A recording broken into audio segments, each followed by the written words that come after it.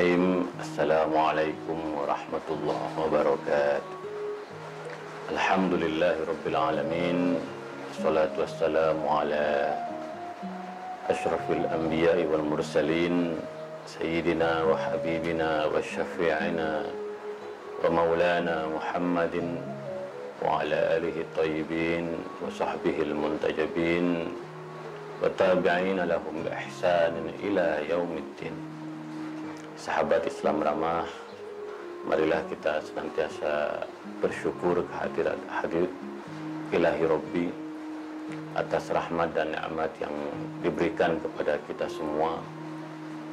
Mudah-mudahan kita selalu diberkati, diberi perlindungan, diberi kesehatan, diberi kemantapan jiwa, keteguhan hati untuk mengisi hari-hari akhir di bulan Ramadan ini dengan amal-amal baik.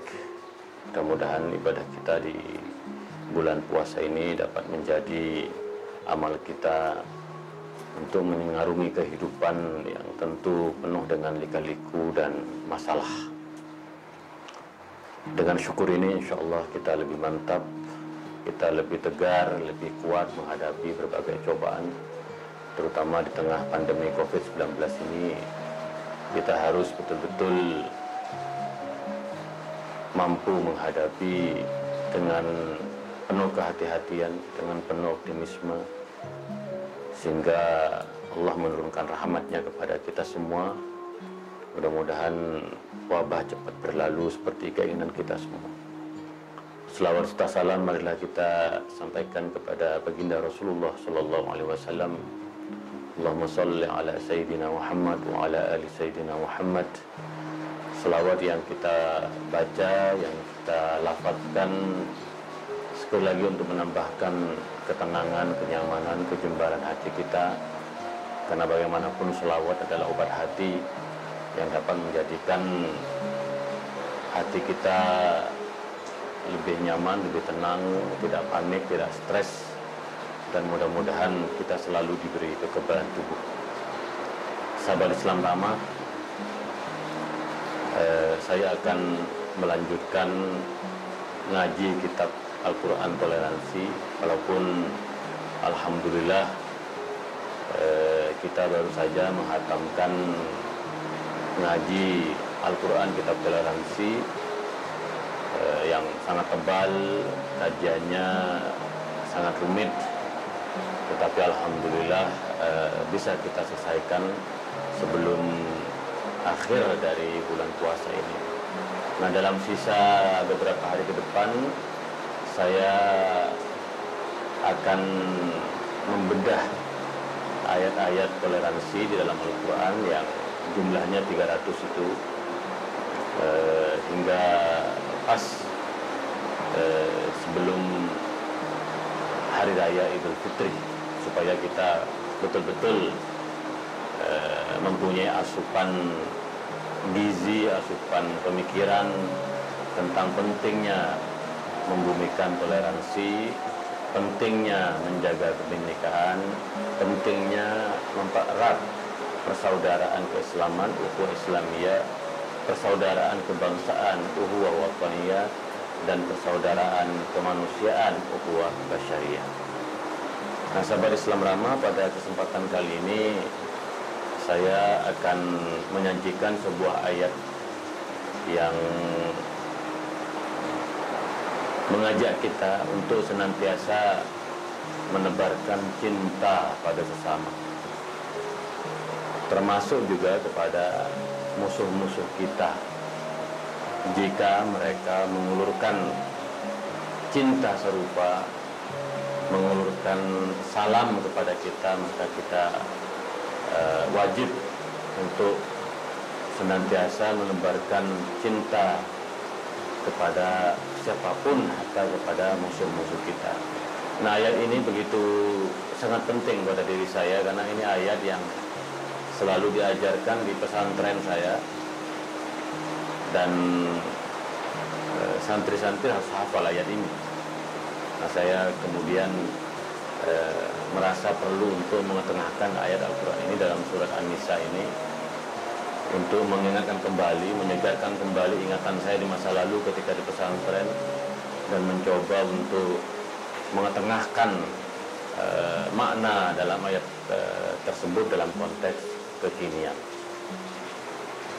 Nah, bismillahirrahmanirrahim.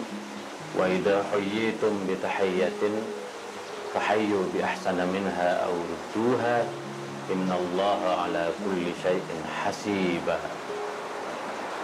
Jika kalian diucapkan salam, diucapkan selamat, maka kalian harus mengucapkan selamat dengan cara yang lebih baik, atau balaslah apa adanya. Sungguhnya Allah akan menghitung setiap amal-amal yang kita lakukan. Nah, sahabat Islam Ramah, kita beberapa bulan yang lalu pernah mendengar sebuah fatwa yang melarang bagi umat Islam untuk mengucapkan salam-salam yang digunakan oleh umat agama-agama lain. Kalau tidak salah ini Majelis Ulama Indonesia Jawa Timur, karena di dalam pidato-pidato presiden dan juga sudah menjadi kebiasaan kita menyampaikan Assalamualaikum warahmatullahi wabarakatuh, yang itu menjadi kekhasan dari salam umat Islam. Lalu kemudian ada salam sejahtera atau salum. Lalu setelah itu biasanya Swastiastu, salam yang biasa diungkapkan oleh umat Hindu. Lalu kemudian ada nama budaya, itu salam dari umat Buddha. Kemudian ada salam kebajikan dari umat Konghucu. Dan juga ada salam-salam yang itu menjadi kebiasaan dari tradisi-tradisi kebudayaan Nusantara seperti Sampurasun. Kita juga mendengar dari saudara-saudara kita di Jawa Barat mengucapkan Sampurasun. Nah, tapi kemudian muncul fatwa yang melarang umat Islam untuk mengucapkan salam ini. Nah, ini tentu menimbulkan kontroversi, dan ormas seperti Nahdlatul Ulama menentang fatwa tersebut karena mengucapkan salam bagian dari upaya kita untuk membangun hablum minan nas, membangun kehangatan persaudaraan di antara sesama umat manusia. Toh isi dari salam-salam tadi walaupun secara bahasa berbeda, tetapi esensinya sama dengan Assalamualaikum, salam keselamatan, salam damai dan keberkatan dari Tuhan bagi kalian.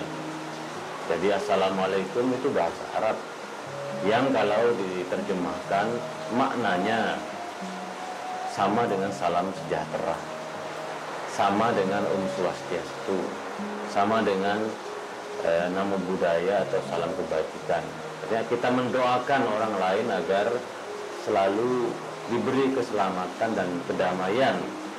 Tentu ini menjadi komitmen, menjadi harapan semua umat agama-agama. Toh kita yang umat Islam selalu berdoa meminta keselamatan, memohon keselamatan kepada Allah baik di dunia maupun di akhirat. Jadi agama-agama pada hakikatnya mengajak kepada perdamaian, mengajak kepada kedamaian, mengajak pada keselamatan baik di dunia maupun di akhirat. Nah, ayat ini menjadi sangat penting untuk saya bedah, untuk saya tafsirkan, karena ayat ini kalau kita melihat bahwa Al-Quran itu mempunyai begitu banyak pesan-pesan yang sebenarnya pesan-pesan itu kerap kita abaikan, kerap kita lupakan. Nah, ayat ini sungguhnya ayat yang terkait dengan situasi jihad atau perang. Nah, tetapi meskipun sekali lagi bahwa ada konteks sejarah di mana di masa lalu terjadi peperangan antara umat Islam dengan umat agama-agama yang lain, tetapi juga Al-Quran menggambarkan satu konteks, satu momentum di mana di samping pesan jihad atau pesan perang, selalu ada pesan cinta, selalu ada pesan perdamaian. Nah, ini yang kerap kali dilupakan, seolah-olah Islam itu, terutama orientalis yang selalu mengatakan Islam adalah agama pedang, agama yang berdarah-darah, agama yang di dalamnya mengabsahkan peperangan. Nah, belakangan juga diamini oleh beberapa kelompok ekstremis dan kelompok teroris yang juga menggunakan narasi-narasi konflik, narasi perang, dan narasi aksi bom bunuh diri atau terorisme. Nah, ayat wa idza hayyitum bi tahiyyatin, bahwa kita diperintahkan untuk membalas cinta yang diberikan oleh umat agama-agama yang lain, lebih-lebih pesan cinta yang diberikan oleh umat yang seagama.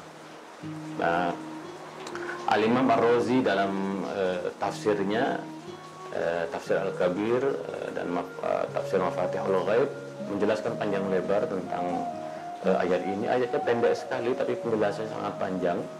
Itu artinya bahwa ayat ini salah satu ayat penting yang harus kita pedomani dalam kehidupan kita.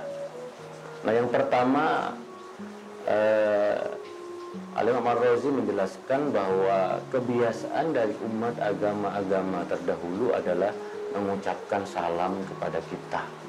Digambarkan kalau umat Kristiani di masa lalu salamnya adalah dengan menaruh tangan di mulut, seperti orang-orang Eropa yang kita lihat sekarang atau orang-orang Barat. Sedangkan orang Yahudi biasanya ketika mereka mengucapkan salam, mereka menggerak-gerakkan tangan. Juga kita melihat dalam budaya Barat atau budaya orang-orang kota sekarang, dengan menggerakkan tangannya sebagai tanda penghormatan dan tanda salam. Lalu di masa lampau, kata Imam Razi juga, orang-orang Majusi dengan cara menunduk. Nah, kita melihat juga sekarang orang-orang Jepang misalnya, ya, orang-orang Cina, orang-orang Korea, gitu. Tapi orang Jepang, kalau kita sempat nonton Indonesia Open atau All England, kita melihat para pemain bulu tangkis dari Jepang biasanya dengan membungkukkan badannya gitu sebagai tanda penghormatan. Nah, orang-orang Arab sendiri juga punya tradisi mengucapkan salam, yaitu hayyakallah, yaitu bagaimana kita berdoa agar Allah selalu memberikan keberkahan, memberikan kehidupan. Nah, tradisi mengucapkan salam, memberikan penghormatan ini adalah tradisi yang betul-betul tumbuh subur di mana ketika Al-Quran itu turun, sehingga kemudian wa idza huyyitum bi tahiyyatin fahayyu bi ahsana minha aw rudduha. Kita diperintahkan untuk membalas salam atau penghormatan itu dengan yang lebih baik. Bayangkan, begitu Allah mengajak kita umat Islam, kepada musuh pun, pada orang yang berbeda agama sekalipun, kita harus membalas ucapan selamat, ucapan salam itu dengan penghormatan yang lebih. Al-Rudduha, atau setidaknya membalas dengan apa adanya. sebagaimana mereka memberikan salam penghormatan kepada kita semua. Lebih-lebih para ulama tafsir, terutama Imam Al-Razi, mengatakan bahwa mengucapkan salam itu hukumnya sunnah. Ini kemufakatan dari para ulama. Ada mengatakan wajib. Kenapa? Karena Rasulullah setiap kali masuk ke sebuah rumah selalu mengucapkan salam. Tetapi para ulama mengatakan mengucapkan salam itu sunnah, sementara membalasnya itu wajib. Kenapa? Karena ayat ini, fahayyu bi ahsana minha, fahayyu bi ahsana minha aw rudduha. Jadi mengatakan al-amru lil wujub.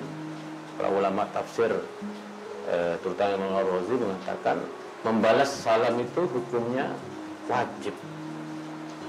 Maka memang sangat aneh ya kalau ada fatwa-fatwa yang melarang kita untuk mengucapkan salam karena bertentangan dengan akidah. Saya kira fatwa-fatwa ini tidak merujuk kepada sumber-sumber tafsir, pada ayat-ayat yang otoritatif, dan seolah-olah menggambarkan bahwa mengucapkan salam itu sesuatu yang bisa merusak akidah. Tidak. Orang-orang Arab di masa lampau suka mengucapkan salam, dan isi salam dan isi di dalam salam atau ucapan selamat ya kita mendoakan orang lain supaya selamat. Dan kita tahu bahwa ini menjadi salah satu instrumen kita untuk membumikan toleransi, untuk menciptakan perdamaian dan kedamaian di tengah keragaman umat kita di masyarakat. Nah, Thohir bin Ashur mengatakan, ini pandangan Thohir bin Ashur yang sangat menarik, kepada orang yang meninggal pun kita mengucapkan salam. Jadi kalau kita melewati kuburan, kita selalu mengucap assalamualaikum ya ahlal kubur. Karena dalam pandangan kita bahwa orang-orang yang sudah meninggal dunia, mereka hidup di alam kubur, hidup di alamnya. Dan karena itu kita juga diajarkan untuk mengucapkan salam kepada orang-orang yang sudah meninggal dunia. Nah, ini apalagi kepada orang-orang yang sudah wajib, yang masih hidup. Maka kita sudah sewajarnya ya, mengucapkan salam dan membangun kedekatan, persaudaraan di antara sesama, sehingga lahirlah cinta, lahirlah kasih sayang. Karena esensi dari agama itu adalah cinta. Nah, dalam situasi perang pun kita harus terus berupaya supaya jalan damai itu betul-betul kita jadikan alternatif. Wa in janahu lisalmi fajnah laha. Ayat yang sudah pernah kita bedah sebelumnya, bagaimana kita diperintahkan untuk selalu mewujudkan perdamaian. Maka sekali lagi Allah itu dikenal Al-Malikul Quddus As-Salam, adalah Tuhan yang maha kuasa, yang maha suci dan maha damai. Al-Malikul Quddus As-Salam. Allah sendiri mendapatkan kita kenal sebagai As-Salam, yang maha damai, yang selalu menebarkan keselamatan.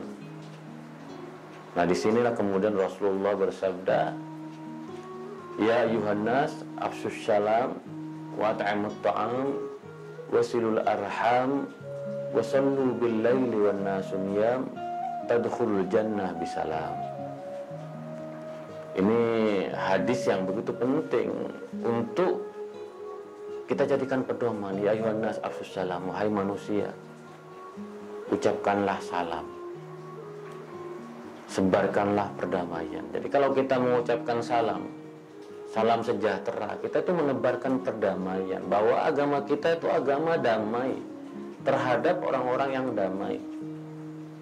Om Swastiastu, Namo Buddhaya, salam kebajikan, Rahayu, Sampurasun, salam-salam kebangsaan kita. Itu menunjukkan bahwa kita di negeri ini hidup damai, tidak ada permusuhan di antara kita. Lalu ada fatwa yang melarang salam-salam ini. Coba maunya apa? Rasulullah bersabda, afsus salam, ucapkanlah salam kepada siapapun, karena kita menghargai mereka, mencintai mereka, menghormati mereka, bersahabat dengan mereka, bersaudara dengan mereka, walaupun kita berbeda agama. Tuhan kita adalah Tuhan yang Maha Kuasa, Maha Suci, dan Maha Damai. Mari sebarkan perdamaian. Afsus salam. Ini perintah yang menjadi kewajiban bagi kita semua. Nah, kita beruntung bahwa umat agama-agama di negeri ini dan kita umat Islam menjadi tonggak tegaknya perdamaian di negeri ini. Tidak boleh lagi kita Bung Karno ada mayoritas minoritas. Kenapa? Karena kalau umat Islam mayoritas di Jawa, tetapi kita bisa jadi minoritas di Bali, minoritas di NTT, minoritas di Manado, minoritas di Papua. Nalar cara berpikir mayoritas minoritas itu cara berpikir yang tidak adil, cara berpikir yang berpotensi untuk merusak perdamaian. Maka salah satu cara kita untuk menjaga, merawat, dan membumikan toleransi dan perdamaian yaitu dengan cara terus-menerus mengucapkan salam. Yang kedua, wa'at'imut ta'am. Setelah kita mengucapkan salam, mari kita saling berbagi peduli kepada sesama, memberikan makanan. Alhamdulillah di bulan Ramadan begitu rasa kepedulian kita yang tidak hanya ditunjukkan oleh orang-orang yang kaya, tetapi orang yang hidup tidak kaya dan tidak miskin, tetap kesungguhan untuk peduli, kesungguhan untuk berbagi itu muncul. Wasilul arham, jalinlah tali silaturahim. Kenapa? Karena kita ini sungguhnya adalah keturunan Nabi Adam. Nenek moyang kita sama, maka marilah kita rajut persaudaraan di antara sesama. Wasallu billail wan nasu niyam. Bangunlah di malam hari, sholatlah ketika manusia yang lain sedang tidur, sedang istirahat. Tadkhulul jannata bisalamin. Insyaallah kalian akan masuk surga. Maka sekali lagi membalas salam dari orang-orang yang berbeda agama, lebih-lebih orang-orang yang seagama dengan kita, merupakan sebuah keniscayaan. Dan juga kita memberikan salam penghormatan kepada umat yang berbeda dengan kita, supaya betul-betul Islam ini menjadi rahmat, menjadi ajaran cinta kepada sesama, menjadi kekuatan moral. Karena bagaimanapun moral itu adalah yang menjadikan kita nyaman hidup di tengah keragaman dan kebenekaan. Jadi sahabat Islam ramah, sekali lagi mari kita menebarkan cinta pada sesama, kita hidup dalam kedamaian. Praktek-praktek yang kita lakukan dalam kehidupan sehari-hari harus mencerminkan rasa persaudaraan di antara sesama. Nah, pandemi COVID-19 ini menunjukkan sekali lagi satu hikmah yang luar biasa, karena kita melihat dokter-dokter yang non-muslim berjuang bekerja keras untuk menyembuhkan pasien yang muslim. Begitu pula pasien yang muslim bekerja keras siang dan malam untuk menyembuhkan, untuk mengobati pasien dari kalangan non-muslim. Ini contoh yang sangat luar biasa yang dapat menumbuhkan harapan, optimisme di antara kita, sehingga kita mempunyai satu kekuatan moral untuk senantiasa hidup toleran, untuk senantiasa hidup damai, untuk senantiasa menjaga kebinekaan. Nah, kalau tradisi-tradisi mengucapkan salam ini terus kita lakukan, maka hati umat yang berbeda agama dengan kita itu akan selalu terbuka dan melihat Indonesia ini sebagai surga, di mana di antara sesama tidak ada konflik, tidak ada permusuhan, tidak ada perseteruan. Ini yang harus kita jaga. Jangan lagi ada upaya-upaya yang membenturkan antara satu umat dengan umat yang lain dengan mengeluarkan fatwa-fatwa yang menimbulkan ketakutan, keresahan, kegelisahan. Mari, wahai para ulama, para tokoh-tokoh, jangan mudah mengeluarkan fatwa-fatwa yang di dalamnya dapat memicu ketidaknyamanan, tidak memicu kegelisahan dan ketakutan. Kita selalu berharap di negeri ini agar kehidupan kita selalu penuh ditaburkan dengan bunga-bunga cinta, seperti yang sudah ditunjukkan oleh para pendiri bangsa. Dan Pancasila membentangkan jalan bagi toleransi. Alhamdulillah, kita yakin bahwa Al-Quran yang kita pegang, yang kita baca, yang kita jadikan sebagai sumber utama dalam kehidupan ini, mengajak kita untuk hidup toleran. Maka tugas kita adalah memperkuat toleransi di tengah-tengah masyarakat kita. Kita tidak akan pernah kehilangan harapan selama kita toleran, selama kita nyaman hidup di tengah-tengah masyarakat kita. Jadi sahabat Islam Ramah, mari kita sambut era baru. Nanti Idul Fitri ini akan menjadi momentum di mana kita akan kembali ke fitrah, di mana kita akan merasakan pentingnya bersaudara, pentingnya melupakan masa lalu yang kelam. Mari kita sambut masa baru yang penuh optimis, yang penuh dengan jalinan cinta ini. Jadi sekali lagi, mari kita jaga toleransi, mari kita jaga kerukunan, keharmonisan dan cinta di antara sesama ini, sehingga negara kita menjadi negara yang baldatun thayyibatun wa rabbun ghafur. Sahabat Islam Ramah, itulah kira-kira ngaji Al-Quran Kitab Toleransi. Mudah-mudahan kita bisa terus membedah mengaji Al-Quran dengan tenang, dengan baik, dengan tujuan untuk mewujudkan kemaslahatan. Insyaallah ngaji ayat toleransi akan kita lanjutkan esok hari. Kurang lebihnya mohon maaf. Wa ma taufiqi illa billah, alaihi tawakkaltu wa ilaihi unib. Wallahu muwaffiq ila aqwamit thoriq. Assalamualaikum warahmatullahi wabarakatuh.